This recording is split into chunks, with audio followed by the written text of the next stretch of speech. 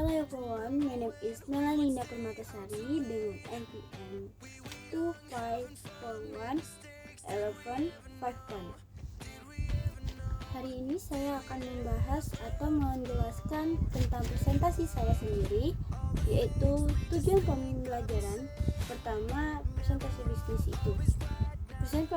Presentasi bisnis dengan tujuan pembelajaran yaitu menjelaskan tujuan presentasi tersebut, lalu menjelaskan cara mempersiapkan presentasi bisnis yang baik.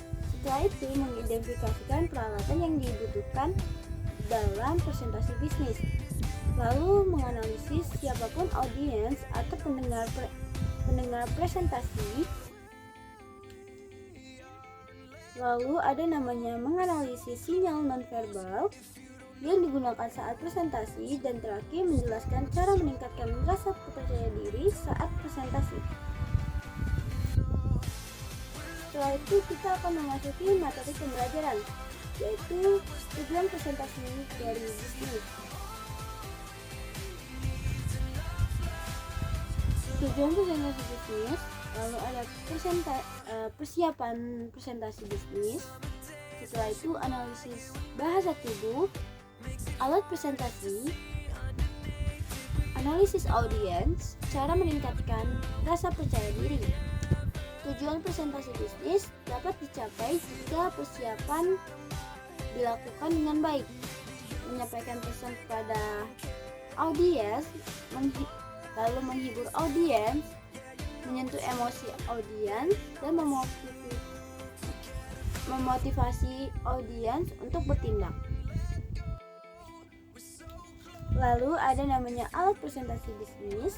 Alat presentasi bisnis ini sering kita jumpai saat kita presentasi di mana saja, seperti di ruang kelas, di perkantoran, dan juga di tempat-tempat lain tertentu. Alat-alat tersebut merupakan perkembangan teknologi multimedia. Pembicaraan profesional harus mampu memanfaatkan teknologi presentasi. Lalu jenis alat presentasi sendiri itu ada papan tulis,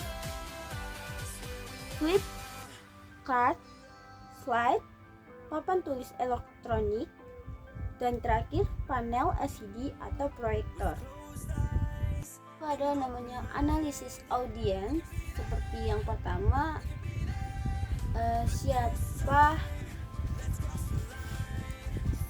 siapa audiensnya, dilihat dari usia, pekerjaan, jabatan, status pendidikan, dan asal daerahnya. Lalu ada namanya yang kedua, apa yang diinginkan audiens. Dengan memahami harapan audiens, pembicaraan dapat menyesuaikan presentasi. Lalu 3, di mana presentasi dilakukan, misalnya lokasi di kota atau desa, ruangan ber-AC atau tidak, waktu presentasi sebelum atau sesudah makan siang. Setelah itu ada namanya kapan presentasi dilakukan, waktu yang tepat, karena stamina audiens memengaruhi perhatian mereka,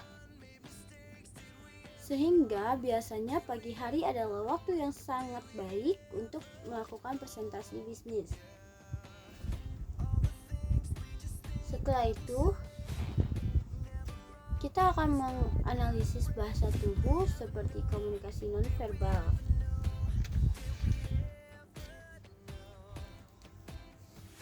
Seperti facial expression atau bisa dibilang ekspresi wajah, smiling, senyuman, eye contact, itu kontak mata. Lalu adanya head movement, gerakan tangan.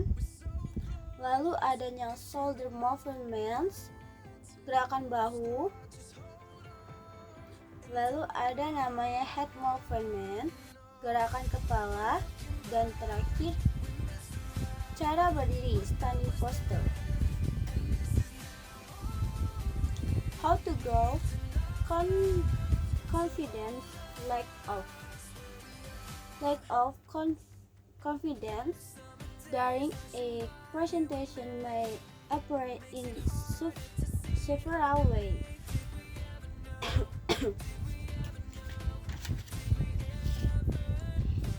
Yaitu pertama sendiri ada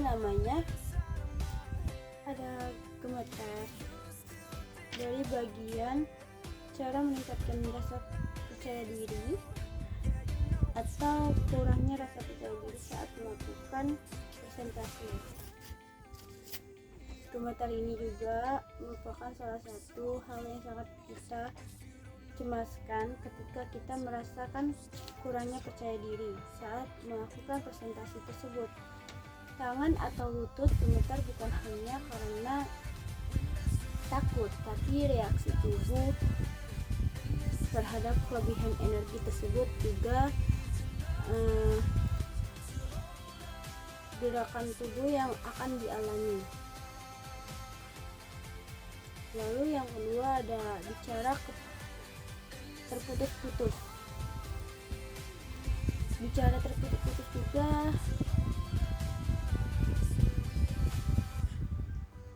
jika kehilangan alur pikir, seperti kamu akan melakukan presentasi tapi saat kamu melakukannya dengan terburu-buru, itu akan melakukan alur dari pikiran juga akan melakukan kayak terputus-putus saat berbicara.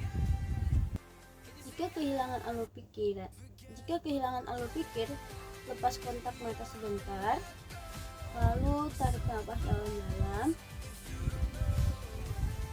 fokus kembali kepada materi yang disampaikan, maka semuanya akan baik-baik saja. Lalu ada namanya mulut kering. Mulut kering biasanya terjadi saat kita melakukan presentasi dengan menghabiskan energi yang mengakibatkan mulutnya kering. Ini dengan salah satu untuk mengatasinya yaitu meminum air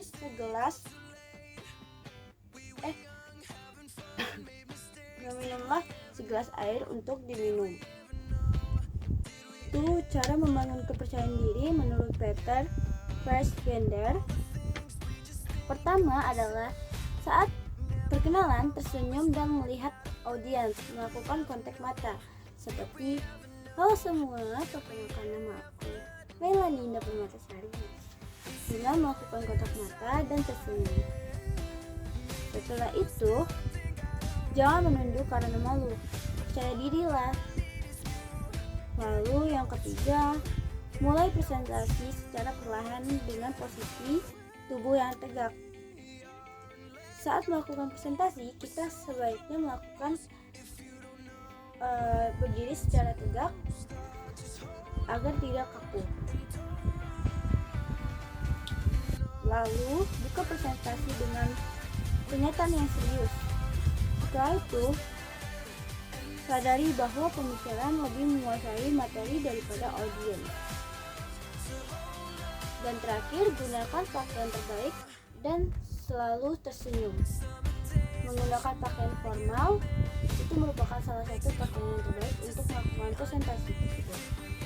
Lalu kesimpulannya adalah kesiapan mental, lalu ada penguasaan materi, pemahaman alat presentasi, pemahaman baik terhadap audiens.